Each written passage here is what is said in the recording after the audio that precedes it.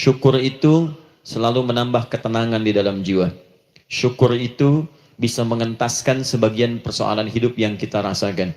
Syukur itu bisa menambah kekuatan dari perasaan lemah yang kita rasakan. Dan syukur itu puncaknya bisa mengantarkan ke dalam surga terbaik yang dijanjikan, hingga Allah menyebutkan kemudian dalam Al-Quran, wa qalilun min ibadiyas syakur. Sedikit sekali di antara hamba-hambaku itu yang bisa menjadi orang yang pandai bersyukur kepada Allah Subhanahu wa taala. Mudah-mudahan hidupan kita sampai hari ini seluruhnya diterima oleh Allah Subhanahu wa taala sebagai amal saleh, dan semoga yang belum mendapatkan hidayah untuk berislam sampai dengan pagi hari ini dihunjamkan hidayah kepada dalam jiwanya oleh Allah Subhanahu wa taala agar bisa berislam sebelum wafat menghadap Allah Subhanahu wa taala. Baik, hari ini kita akan belajar. Saya akan cepat masuk kepada pembahasan karena waktu kita cukup singkat, tentang orang-orang yang dikabulkan doanya yang tersebut dalam Al-Quran khususnya dan sunnah-sunnah Rasulullah Sallallahu Alaihi Wasallam. Kita akan bagi pembahasan kita ke dalam 3 bagian. Pertama, kenapa kita mesti berdoa? Di poin pertama. Kenapa kita mesti berdoa? Yang kedua, bagaimana cara berdoa yang baik, yang cepat dikabulkan oleh Allah Subhanahu wa taala. Yang pertama, mengapa kita mesti berdoa? Esensi doa itu apa, ya? Yang kedua, bagaimana cara berdoa yang sekiranya cepat dikabulkan oleh Allah Subhanahu wa taala. Dan yang ketiga, kita akan melihat ukuran pengabulan doa. Seperti apa doa itu dikabulkan. Karena nanti ada orang-orang yang tidak sadar sesungguhnya doanya sudah dijawab, tapi dia tidak menyadari itu. Bahkan merasakan doanya kok nggak dijawab-jawab gitu. Padahal Allah sudah menjawabnya. Nah, seperti apa ukuran kita mengetahui bahwa doa kita telah terjawab, atau doa kita barangkali belum dijawab, atau tidak dijawab? Apa ukuran ketiga hal itu? Itu yang coba kita turunkan di pembahasan pagi ini. Mudah-mudahan dengan itu kita nanti akan lebih pandai bagaimana cara menyikapi doa dalam hidup, seperti apa doa dipanjatkan, kapan kita berdoa, dan kita tahu, oh ini hasil dari doa yang telah kita panjatkan. Sepakat sampai di sini? Baik ya, tinggal sepakat saja ya. Kan biasanya yang nerangkan saya, nulis saya, ngapus saya sampai selesai pula. Baik, ayo kita mulai. Bismillah. Mengapa kita mesti berdoa? Kita buka dulu ibu sekalian. Ya, yang di ruangan ini ataupun yang di bawah, semuanya insya Allah memiliki kemuliaan yang sama di hadapan Allah Subhanahu wa taala sesuai dengan keikhlasannya. Ya, sesuai dengan keikhlasannya. Karena hadisnya umum sifatnya. Man salaka tariqan yaltamisu fihi ilma, sahhalallahu lahu tariqan ilal jannah. Siapa yang menyiapkan dirinya menempuh perjalanan dan dia meniatkan ingin belajar pengetahuan agama walaupun sedikit, maka dia akan dapat balasan dari Allah. Minimal setiap langkahnya akan dicatat meringankan langkah dia ke surga nantinya. Ya, dan di situ tidak disebutkan khusus bagi yang di dalam ruangan masjid, lantai 2 lagi misalnya. Tidak. Ya, jadi yang di sekitaran, yang di depan semua berdasarkan niatnya, ya. Berdasarkan niat dan kuantitas amalannya. Di kuantitas itu tambah. Mungkin Ustadz belum datang, ibu ada yang berzikir, ada yang baca Al-Quran, ada yang istighfar, itu yang nambah pahala. Ya, kalau yang pasang status, pasang kamera, ya itu saya nggak tahu. Ayo kita kembalikan sini. Pertama, Quran surah ke-7 ayat 172. Quran surah ke-7 Al-A'raf ayat 172. Kemudian setelah itu diperintahkan dalam Al-Quran surah ke-40 Ghafir ayat ke-60. Lalu kita praktekkan ini dalam keseharian kita. Saya beri contoh misalnya Quran surah ke-2 ayat ke yang paling banyak nih dibaca 201. Kadang-kadang misalnya Quran surah kedua ayat 286. Banyaklah. Quran surah ke-7 ayat 23 misalnya, dan seterusnya. Ini bagian pertama.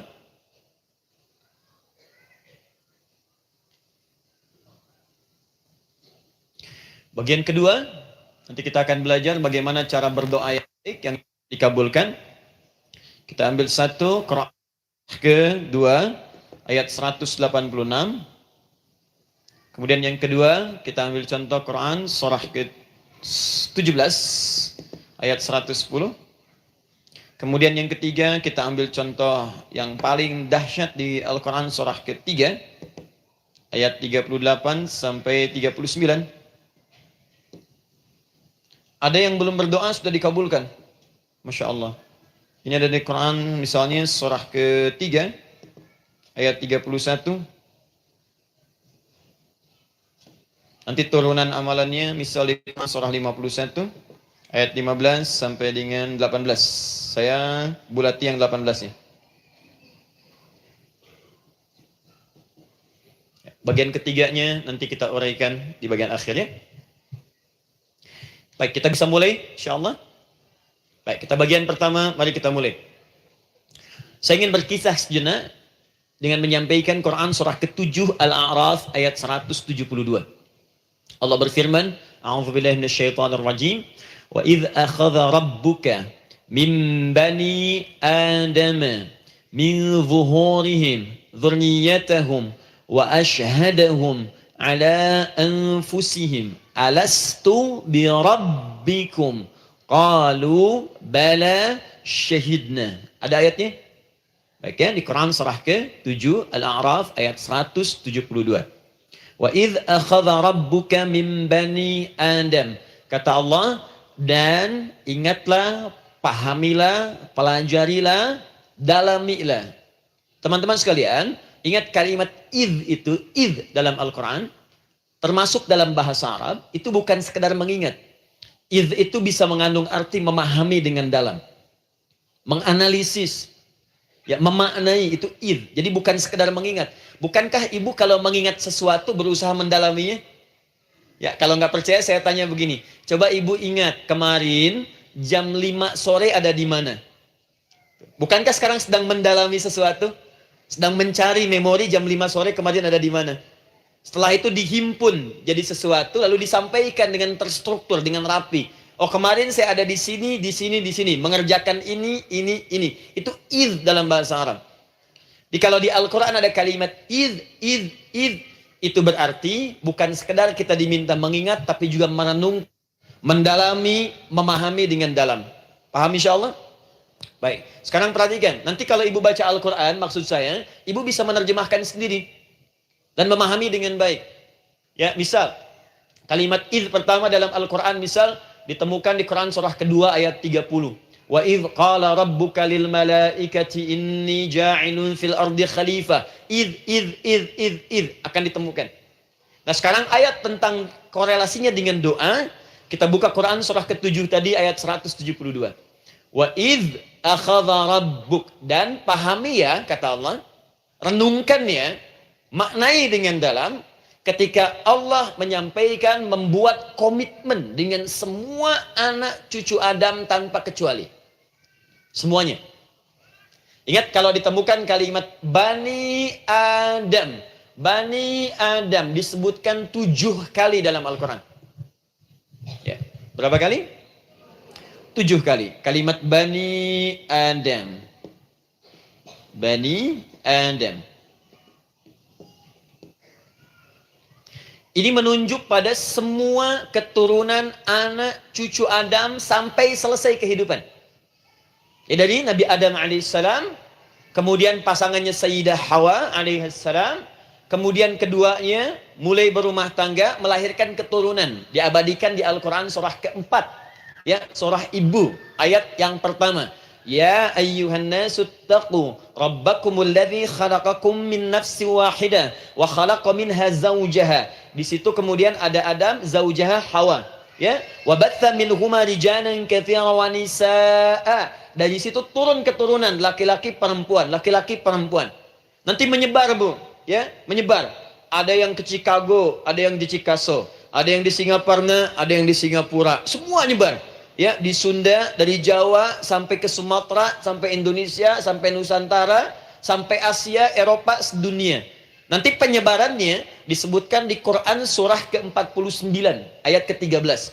Ya ayyuhan nasu inna khalaqnakum min dzakarin wa untha. Hai manusia, semua saya ciptakan ada dua jenis. Kalau bukan laki-laki itu pasti perempuan. Jadi tidak ada yang ketiga. Ingat ya? Kalau bukan laki-laki siapa? Perempuan. Jadi tidak ada misalnya, maaf, laki-laki yang keperempuan-perempuanan yang gerakannya melambai, ya kata-katanya terlampau lembut misal, dan tidak ada pula perempuan yang perkasa, ya terlampau kuat misalnya melampaui batas-batas standarnya. Jadi kalau bukan laki-laki pasti perempuan. Dua saja. Jadi kalau misalnya masih ada yang bingung tentukan dirinya, ya. Dan lihat fitrahnya. Lihat fitrahnya. Baik, kemudian waja'alnakum syu'uban wa qabaila. Kami tempatkan kalian mungkin beda-beda tempat. Syu'ub, beda tempat. Ya, ada yang misalnya RT, RW, kecamatan, beda kampung, beda negara sampai seluruh dunia. Wa qabail, satu tempat itu sukunya bisa beda. Coba Ibu lihat misalnya, ya, di daerah Sumatera saja ada berapa suku? Di Sunda paling banyak suku, ya? Banyak sekali. Jadi bisa lain-lain, bisa beda-beda. Nah, lita'arafu semua saling mengenal, silakan. Nah, ketika semua tadi ditempatkan di semua pelosok dunia, baik laki-laki, perempuan, dari anak keturunan Adam, itu semua anak keturunan Adamnya disebut dengan satu nama saja dalam Al-Quran, yaitu Bani Adam. Jadi kalau kita mau cari keturunan kita, sampai ke asal mula kita, dari kita sekarang, itu semua akan tersambung kepada Adam alaihissalam. Puncaknya akan ke sini. Ya. Dan tidak akan nyasar kemana-mana, Bu. Ya. Ada sebagian manusia, nasabnya tidak ingin Adam. Inginnya bergeser. Sehingga mengatakan manusia berasal dari monyet, katanya. Ya. Ada yang berkata begitu. Ibu sampaikan saja, kalau bapak dari monyet, silakan saja. Jangan ngajak-ngajak saya. Gitu ya. Nah, jadi, semua manusia, itu pasti akan kembali ke sini. Ya, ke Adam alaihissalam. Karena itu saya pernah sampaikan termasuk di sini. Di hadapan ibu semua. Masih ingat? Mukjizat pertama Rasulullah sallallahu alaihi wasallam saat lahir ke muka bumi. Ingat, Nabi itu sebelum dilantik menjadi Rasul dalam usia 40 tahun, turun surah Al-Alaq, itu diberikan oleh Allah keistimewaan tanda-tanda kenabian. Apa di antara tandanya?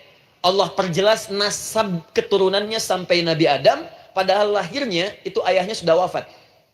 Di lahir beliau, ayahnya wafat, tapi nasabnya diperjelas sampai Nabi Adam.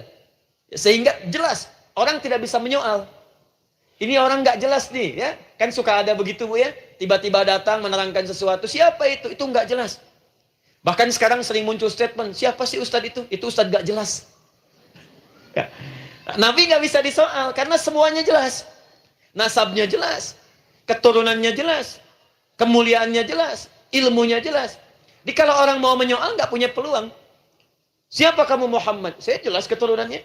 Muhammad SAW bin Abdullah, bin Abdul Muttalib, bin Hashim, bin Abdul Manaf, bin Qusay, bin Murrah, bin Kilab, bin Ka'ab, bin Ghalib, bin Fihir, bin Malik, bin Nadar, bin Kinana, bin Khuzaimah, bin Mudrika, bin Ilyas, bin Nizar, bin Mudar, bin Ma'ad, bin Adnan, bin Addi, bin Adri, bin Muqawwam, bin Nagur, bin Tarih, bin Ya'rub, bin Yasjub, bin Nabit, bin Ismail alaihissalam, bin Ibrahim alaihissalam, bin Azar atau bin Nakhur, bin Abir, bin Kinan, bin Arfakhshad, bin Sam, bin Nuh alaihissalam, bin Mikhlail, Matushala, bin Kinan, bin Anwas, bin Tif, bin Adam alaihissalam.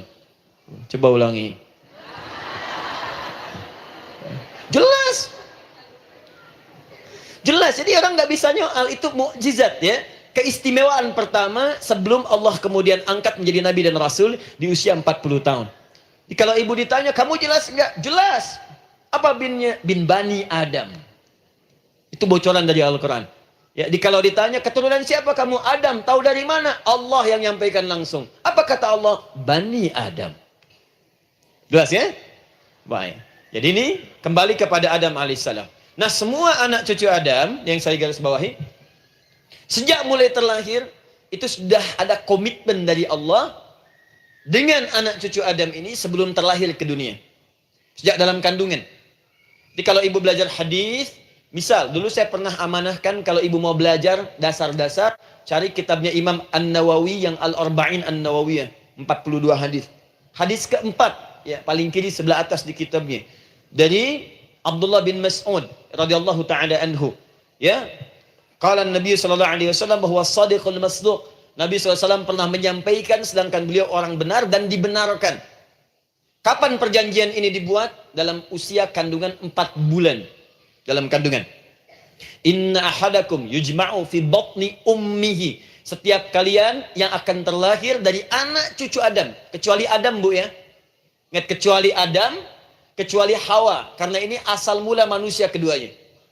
Tapi keturunan Adam dan Hawa akan mengalami proses yang sama. Dikandung dulu ibundanya, kemudian terlahir. Adam tidak dikandung, ingat, Adam tidak ada bapak, Adam tidak ada ibu. Langsung diciptakan wujudnya oleh Allah Subhanahu wa taala dari bahan dasar yang sama dengan manusia. Ya, karena itu saya pernah ditanya, pernah berdialog, ya. Ustaz, ini spesial Nabi Isa ini. Ya, spesial, Yesus Al-Masih Nabi Isa spesial. Karena itu diangkat sebagai Tuhan. Apa yang spesial? Kata beliau, karena ini bisa menghidupkan yang mati. Yang kedua, ini lahirnya beda dengan orang biasa. Bagaimana lahirnya? Tanpa bapak. Ibu saja tanpa bapak. Mana ada manusia yang lain seperti ini? Saya bilang, Adam lebih spesial lagi. Lahir tanpa ibu, tanpa bapak. Kenapa nggak jadi Tuhan? Tapi kan Adam nggak bisa menghidupkan yang mati. Dengan izin Allah, maaf, Nabi Ibrahim lebih canggih lagi. Buka Quran surah kedua, ayat 260. Paling kiri sebelah atas. Wa idh qala Ibrahim rabbi arini kaifa tuhyil mauta qala awalam tu'min qala bala walakin inna qalbi. Ketika Ibrahim bermohon kepada Rabbnya, ya Allah, tolong tunjukkan kepadaku bagaimana cara menghidupkan yang mati. Kata Allah, kamu masih nggak yakin? Kata Ibrahim, saya yakin-yakinnya. Cuma supaya hati saya tenang, buktikan kepada yang lain tentang kuasamu. Kata Allah, gampang. Lalu Allah berikan kemudian satu ketentuan sama persis dengan Nabi Isa. Cuman prosesnya lebih canggih. Kalau Nabi Isa, tepuk mayatnya, bangun, bicara. Nabi Ibrahim kata Allah, nih ambil burung, potong-potong dulu, dicincang dulu. Sudah dicincang kemudian, mayatnya disimpan, jasadnya di tempat bukit yang berbeda.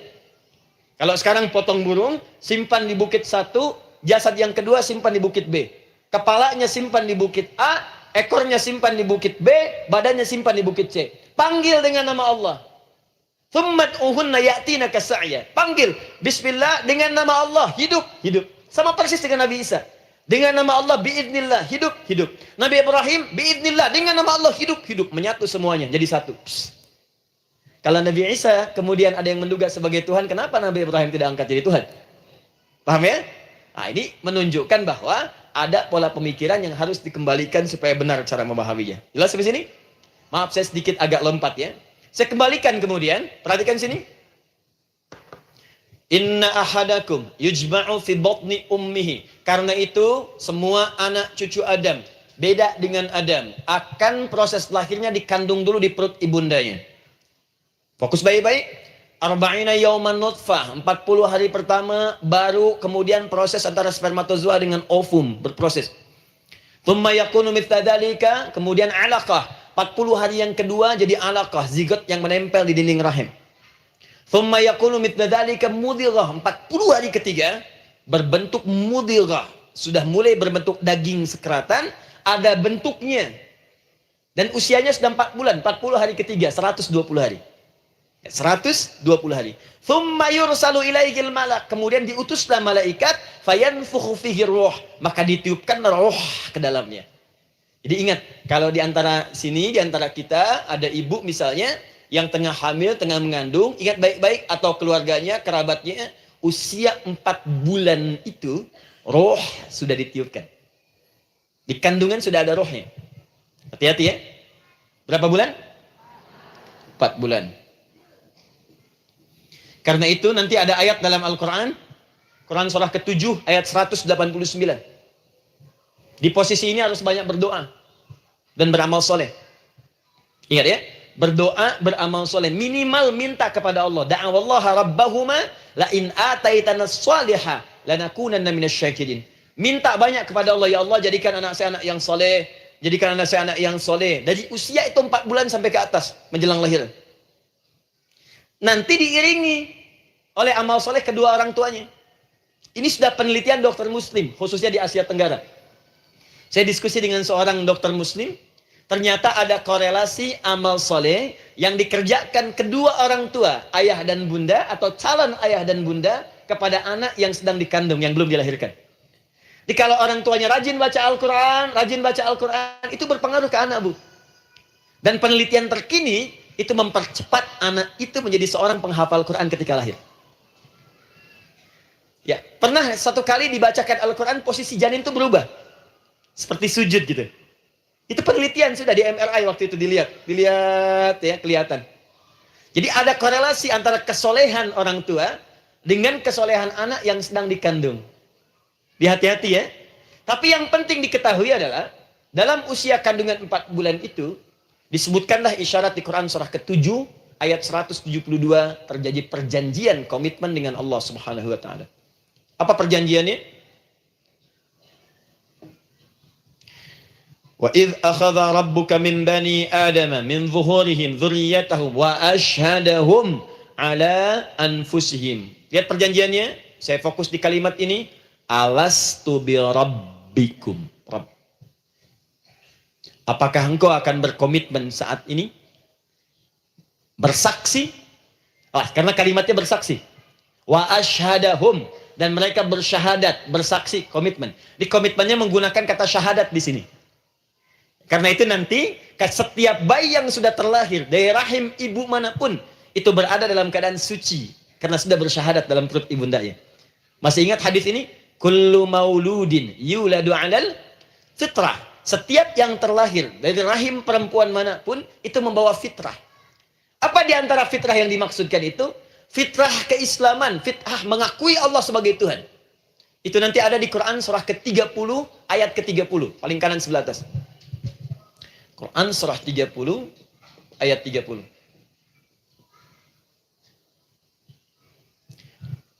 Fa'aqim wajhaka lid-dini hanifa. Hai setiap manusia, fa'aqim wajhaka, hadapkan, pasrahkan, arahkan dirimu sepenuhnya. Lid-dini, pada ketentuan ad-din, hanifa, dengan lurus. Di setiap manusia itu punya fitrah untuk beragama. Punya kecenderungan untuk mencari Tuhan. Silakan ibu cek, manusia manapun yang pernah hidup, itu pasti akan mencari Tuhan. Silahkan. Karena itu Allah beri jalan, begini cara mencarinya. Fitratallahi allati fataran nasa 'alaiha, itulah fitrah manusia yang telah Allah berikan pada dirinya bahkan sebelum dia terlahir. Di antara fitrah manusia ada kecenderungan untuk mencari Tuhan. Ada kecenderungan untuk mendekat kepada Allah. Bahasa Qur'annya din, lid-dini hanifa. Apa itu din? Itulah Islam. Quran surah ke-3 ayat 19. Inna dina indallahil Islam. Karena itu silakan cek, semua orang itu pasti akan mencari Tuhan. Setiap manusia. Ada yang melihat, kayaknya ada di hewan, kayaknya ada di pohon, kayaknya ada di alam, kayaknya ada di patung, kayaknya ada di... Mencari dia. Terus Allah beri jalan. Kalau kamu ingin mencari yang benar, din yang dimaksud Islam, diberikanlah tuntunan dalam Islam. Jelas sampai sini?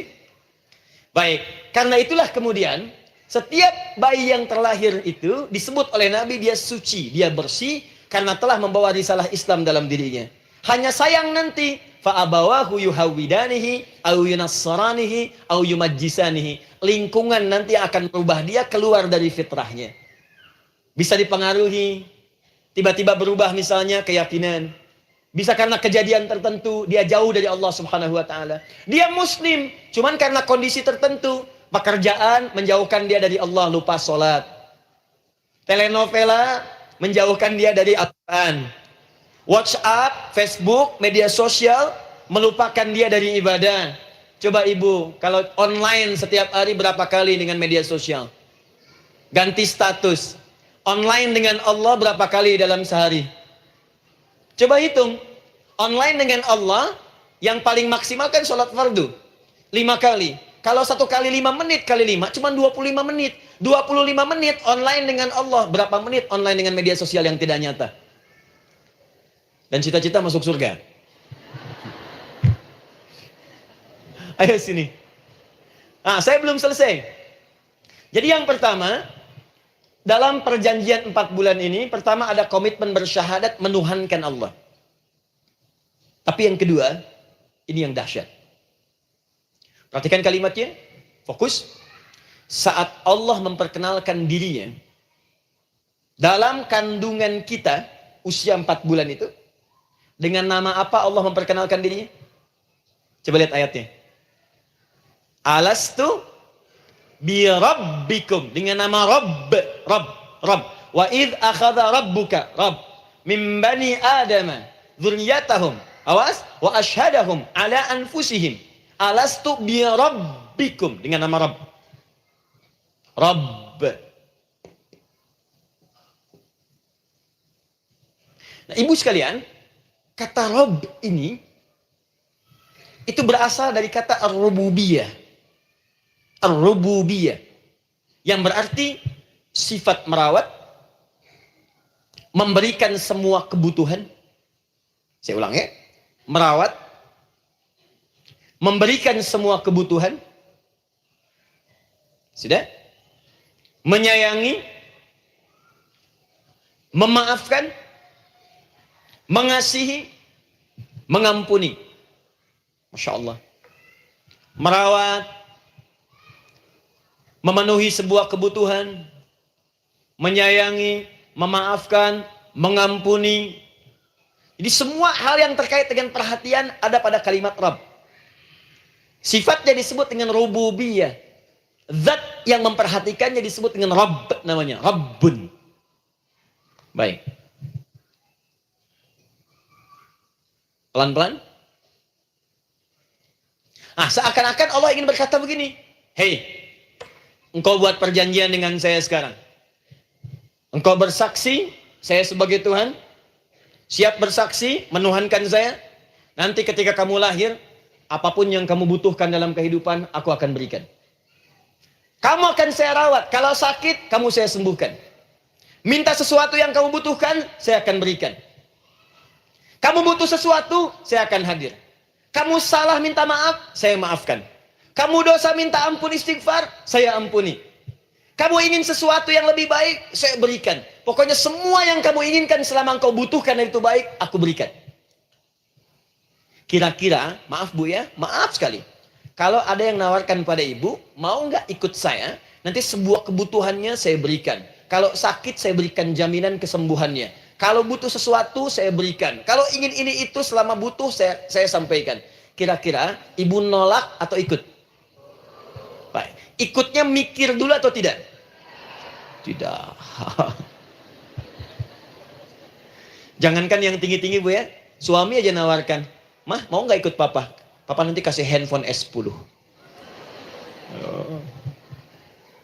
Sama gelar nggak Pak? Ikut ya. Dan tanpa pikir. Dalam bahasa Arab, sesuatu yang disetujui tanpa dipikirkan lagi, itu disebut bala namanya. Bala, sekali saja. Sekali, ya, tidak 2 kali. Tidak ditambah, tidak dikurangi. Ingat, kalau Allah sudah sampaikan kalimat, jangan tambah, jangan kurangi. Ya.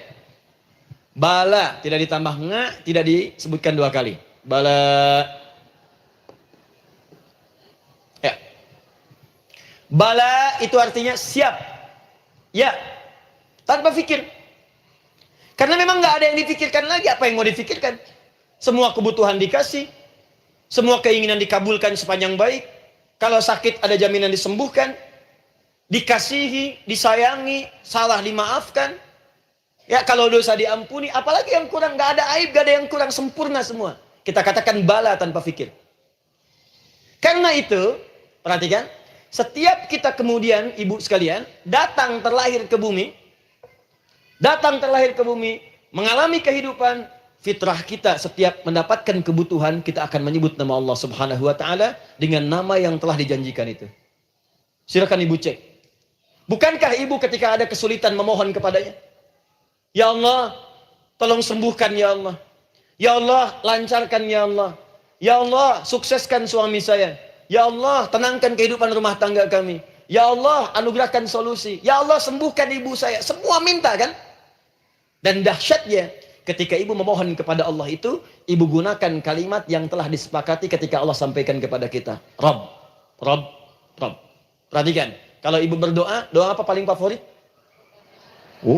Rabbana atina fid dunya hasanah. fil akhirati hasanah wa qina. Doa apa itu? Sapu jagat. Bu bayangkan, Nabi aja nggak tahu tuh istilah itu sapu jagat. Ibu tahu? Wah, Masya Allah, Indonesia kreatif. Luar biasa. Ada doa sapu jagat, nggak ada doa sapu nggak ada jagatnya, ada doa jagat nggak ada sapunya. Pokoknya luar biasa lah. Ya. Ya, lihat, bukankah kalimatnya dibuka dengan Rabb? Rabbana atina fid dunya sana. Rabbana zalamna anfusana wa illam taghfir lana wa tarhamna lanakunanna minal la yukallifullahu nafsan illa laha ma kasabat wa 'alaiha ma. Perhatikan, Rabbana la innasina Rabbana Rabb. Ini ayatnya. Sapu jagat Quran surah 2 ayat 201. La yukallifullah Quran surah 2 ayat 286. Rabbana zalamna Quran surah 7 ayat 23. Yang ingin saya sampaikan, setiap kita butuh sesuatu, kita menyebut namanya dengan kalimat Rabb. Kenapa kita katakan Rabb? Karena Allah sendiri menyebutkan dengan kalimat Rabb. Alastu bi rabbikum, saya nanti adalah Tuhan yang akan memperhatikan kalian, menyayangi kalian. Saya Tuhan yang akan merawat kalian, memberikan semua kebutuhan. Makanya ibu tuh kalau ada persoalan nagih seakan-akan ke Allah. Ya Allah, kan engkau yang berjanji kepada saya. Engkau yang berjanji, engkau yang menepati ya Allah, karena engkau Tuhan. Kalau manusia, dia berjanji, dia yang mengingkari. Dia awali, dia yang akhiri. Tapi engkau beda ya Allah. Kenapa? Engkau berjanji, engkau yang menepati. Quran surah ketiga ayat 9. Innallaha la yukhliful mi'ad. Engkau yang berjanji, engkau yang menepati. Engkaulah awal dan akhir dari semua hal. Engkau mengatakan saya Rabb yang akan memberikan semua kebutuhan. Sekarang saya butuh ya Allah. Engkau berjanji akan menyembuhkan. Sekarang saya sakit ya Allah. Engkau berjanji akan memberi solusi. Sekarang saya sedang punya masalah ya Allah. Engkau berjanji akan memberikan kesuksesan. Sekarang saya sedang menapaki itu ya Allah. Makanya ibu sebutkan kalimat Rabb, Rabb, Rabb, Rabb. Jadi sesungguhnya doa itu adalah fitrah dari setiap manusia. Karena mulai dibangun komitmen sebelum dia dilahirkan ke muka bumi. Jadi kalau kita bicara tentang doa, doa itu fitrah kehidupan bagi setiap manusia. Hidup. Sekaligus penanda komitmen yang membedakan antara Khalik dengan makhluk. Hamba dengan Allah. Manusia dengan Tuhan. Kan Allah katakan, saya Rabb ya, saya yang ngasih, saya yang Tuhan. Berarti kita yang makhluk kan? Kita yang butuh kan? Allah yang memberi, kita yang butuh. Untuk membedakan mana yang butuh, mana yang ngasih, maka pembedanya adalah doa. Jadi kalau ada manusia yang nggak pernah doa selama hidup, itu tandanya ada yang salah dengan kehidupannya. Karena seakan-akan dia nggak butuh Tuhan. Sebab perbedaan manusia dengan Tuhan itu sebelum lahir, salah satunya ditunjukkan dengan sifat butuh kita kepada Allah. Makanya sekaya-kayanya orang itu pasti berdoa. Manusia paling kaya di muka bumi pun kalau besoknya mau ada pekerjaan atau proyek, dia berdoa dulu tuh. Ya Tuhan, tolong lancarkan proyek ini. Butuh. Pejabat setinggi-tingginya, kalau sudah mau mulai kemudian ada pemilihan, kalau mulai ada kebijakan, kalau mulai ada apapun berdoa juga. Itu tandanya butuh. Butuh. Di setiap manusia itu pasti butuh dengan Allah. Karena itu kalau ada manusia yang nggak pernah berdoa selama hidupnya, itu langsung mendapatkan kecaman dari Allah dan dijamin akan masuk neraka yang paling dalam. Karena seakan-akan dia sudah nggak butuh dengan Allah. Saya ulang ya, saya ulang. Doa itu fitrah hidup manusia yang sekaligus menunjukkan statusnya sebagai hamba. Jadi kalau ibu update status di media sosial, mulai sekarang tuliskan hamba. Hamba. Sudah. Mau sifatnya apapun tetap hamba. Ya, mau pejabat, mau orang kaya, mau cukup, mau macam-macam, mau ustadz, mau syekh, mau habib, tetap ujungnya hamba. Dan butuh penghambaan itu diwujudkan dalam bentuk doa. Muncullah Quran surah ke-40 ayat ke-60. Wa qala rabbukum, Rabb, selalu Rabb. Wa qala rabbukum ud'uni astajib lakum. Innal ladzina yastakbiruna an ibadati. Awas, sayadkhuluna jahannam dakhirin. Allahu akbar. Dan Rabbmu berfirman, mengingatkan kembali kepada kalian semua, hei hamba-hambanya. Kalau ada kebutuhan, kalau ada masalah, kalau ada permintaan, kata Allah, ayo doa sama saya. Minta. Kan kita sudah bikin perjanjian. Makanya Allah katakan, kalau punya masalah, Bu, berdoa. Bukan mengeluh. Kalau punya persoalan, Bu, berdoa. Bukan bikin status. Rasanya aku tidak sanggup. Ditulis di Facebook. Ngapain? Terus kalimat Allahnya pun jelas. Minta kepadaku, bukan mengeluhkannya. Kamu tidak seperti yang aku kira. Nungguin komen. Sambil masak, celing ada satu. Ece kunaon. Makin meluas masalah. Untuk abi mas sabar. Sudah. Paham ya? Jadi ini kaidah hidup yang pertama. Sebetulnya sederhana, cuman jarang digunakan gitu. Sederhana, cuman jarang dipakai. Kata Allah kan, kamu doa itu, saya kasih ketenangan. Jadi Bu, gini, doa itu manfaatnya, walaupun solusi belum datang, tapi hati tenang. Tenang. Jadi kalau mau curhat-curhat sama Allah, sampaikan, minta, mohon, berikan. Minimal tenang. Saya kasih rahasia ya. Ini diantara kita saja nih. Lihat sini. Saya hapus dulu deh. Bismillah. Masya Allah. Mau ngapus sendiri, nulis sendiri, penghapus, lari sendiri.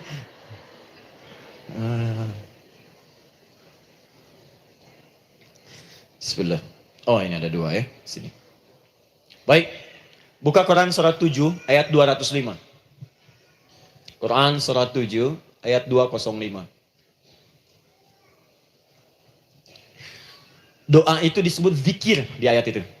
Jadi kalau ibu sedang berdoa, itu sedang berzikir. Wadhkur rabbaka fi nafsika tadarruan wa khifatan wa dunal jahri minal qaul. Ada ayatnya? Oke. Pakai Rabb lagi kan? Wadhkur rabbaka. Kalau engkau punya masalah, kata Allah, sekecil apapun. Di rumah tangga kah, di kantor kah, kehidupan sosial kah. Kata Allah, ayo sebut, minta kepada Allah. Berdoa. Doa disebut dengan zikir. Zikir itu semua kegiatan yang membuat kita ingat Allah. Zikir. Baca Quran, zikir. Dalilnya Quran surah ke-15 ayat 9. Inna nahnu nazzalna dzikra. Kami turunkan Al-Quran sebagai zikir. Menghafal Quran, zikir.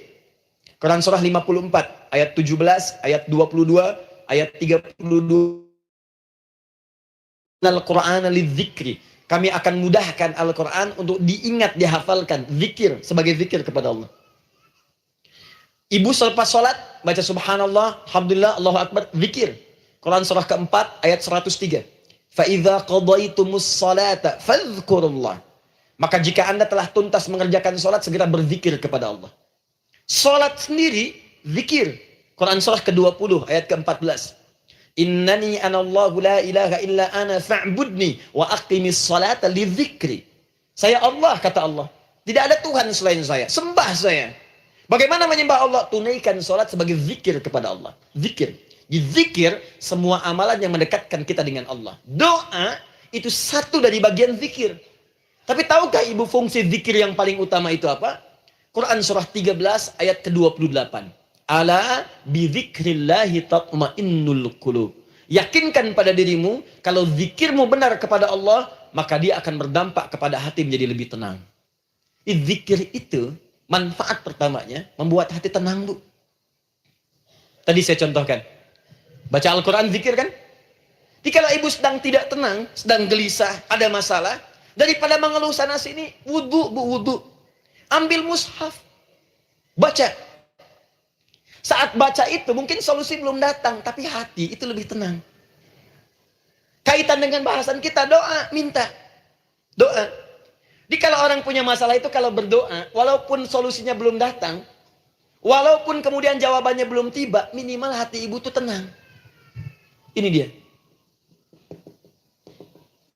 Kan surah 13 ayat 28. Rumus ini pakai. Gunakan dalam hidup. Karena yang tahu kehidupan kita itu Allah yang menciptakan kita. Yang tahu pesawat, yang bikin pesawat. Yang tahu handphone, yang bikin handphone. Yang tahu mikrofon, yang bikin mic-nya. Yang tahu kita, yang menciptakan kita. Ikutilah petunjuk Allah yang menciptakan kita, maka akan langsung terasa manfaatnya.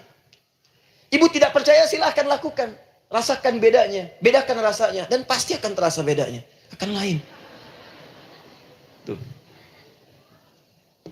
Doa.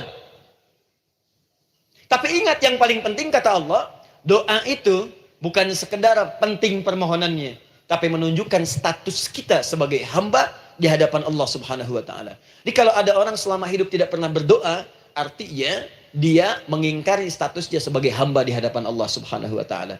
Mau menyejajarkan diri dengan Tuhan. Kan yang tidak pernah meminta itu Tuhan. Allah yang memberikan. Kalau manusia beda pasti minta. Artinya kalau ada manusia nggak pernah minta, seakan-akan bahasa halusnya, kamu ini ngaku jadi Tuhan. Saya tempatkan kau di neraka jahanam yang paling bawah. Jahanam itu Bu, belum masuk saja sudah terasa. Terasa. Buka ibu Quran surah misalnya ke-40 Ghafir tuh. Ya, ayat 45 sampai dengan 47-nya. Sebelumnya lagi lihat Quran surah ke-8 ayat ke-50. Itu penghuni neraka Bu, yang bukan jahanam saja. Penghuni neraka itu kalau mau meninggal itu dipukulin dulu malaikat. Depan belakangnya. Ayo, kamu keluar. Lama amat keluarnya rohnya katanya. Takut karena nggak punya bekal. Kan maaf ya, kaidah mengatakan orang nggak punya bekal itu takut pulang. Apalagi orang merasa salah. Anak ibu berbuat kesalahan. Mau pulang takut kan? Takut. Jadi kalau ada anak takut pulang, salah dia. Salah. Kemana anak nggak pulang-pulang? Pasti ada yang salah karena nggak berani pulang. Jangankan salah, nggak punya bekal saja, malu pulang. Lihat ibu waktu Ramadan usai, mau mudik. Idul Fitri. Kan pada mudik kan? Kenapa mau mudik dan senang mudik? Karena punya bekal Bu. Dikumpul-kumpulkan tuh selama 11 bulan. Untuk 1 bulan saja. Itu pun paling berapa hari. Kumpulin. Terus telepon keluarga. Insya Allah aku pulang hari ini. Wah senang semuanya. Padahal mudiknya cuma pakai motor Bu. Motornya bebek, bekalnya singa. Serius saya, motor bebek bekal singa. Ada kardus belakangnya. Tulisin. Terus tambah pelepah pisang buat begini. Belakangnya ditulisin, aku pulang sayang. Jalan, mudik. Terus yang di rumah kan senang nerimanya. Kenapa? Karena ada yang pulang dan bawa bekal. Saya pernah tanya pada seseorang, kenapa Anda nggak mudik? Nggak ada bekal Ustaz, nggak ada bekal, malu pulang. Kebayang nggak saat pulang menghadap Allah nggak punya bekal?